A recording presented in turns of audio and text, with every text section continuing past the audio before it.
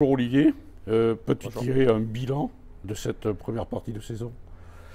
Je dirais que le bilan est en deux parties. Une première partie de championnat compliquée pour diverses raisons sur lesquelles on ne va pas revenir.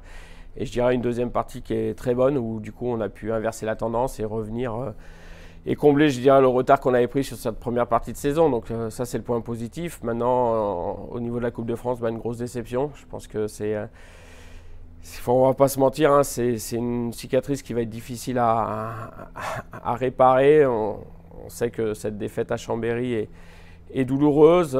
C'est limite une faute professionnelle, hein, surtout quand on mène 3-0 à mi-match, d'avoir perdu le fil du match comme cela. Donc j'en prends la responsabilité en tant qu'entraîneur, mais c'est vrai qu'aujourd'hui, voilà, il y a une grosse déception. Il y a une déception pour le club, une déception pour nos supporters, mais maintenant on ne peut pas revenir en arrière, il faut regarder devant, et aujourd'hui devant c'est le championnat.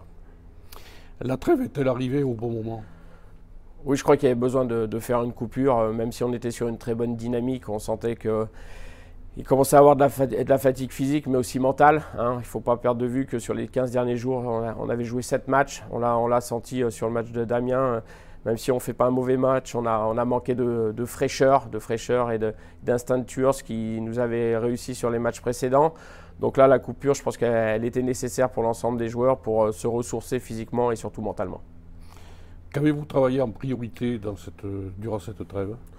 Je crois qu'on est dans la continuité de ce qu'on fait depuis le début. On sait qu'aujourd'hui, notre jeu commence à être bien en place. Je trouve que le collectif, voilà, est de mieux en mieux huilé. Maintenant, voilà, c'est un travail quotidien. C'est ce qu'on a mis en place depuis le mois d'août. Il ne faut pas perdre de vue, même si les résultats n'étaient pas spécialement probants au début.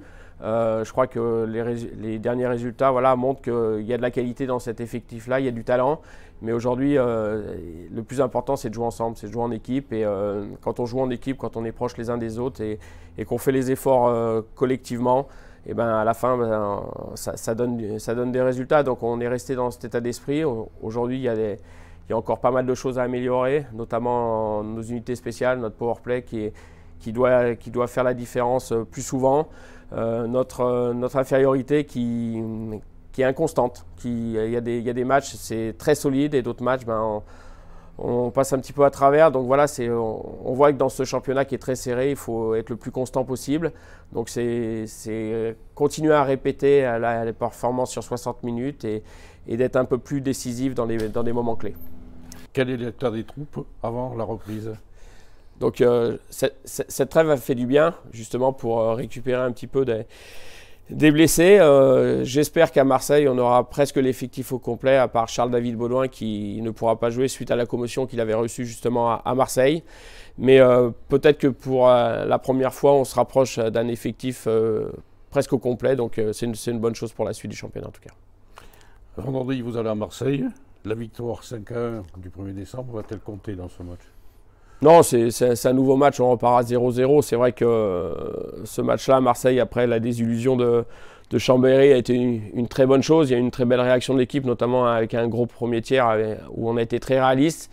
Mais on ne perd pas de vue sur ce match-là que Marseille nous a mis en difficulté sur le deuxième et troisième tiers. Donc on s'attend à un match de nouveau très compliqué face à une belle équipe de Marseille qui est 4e du championnat aujourd'hui, et ce n'est pas un hasard du tout. Quels sont vos objectifs à ce stade de la saison?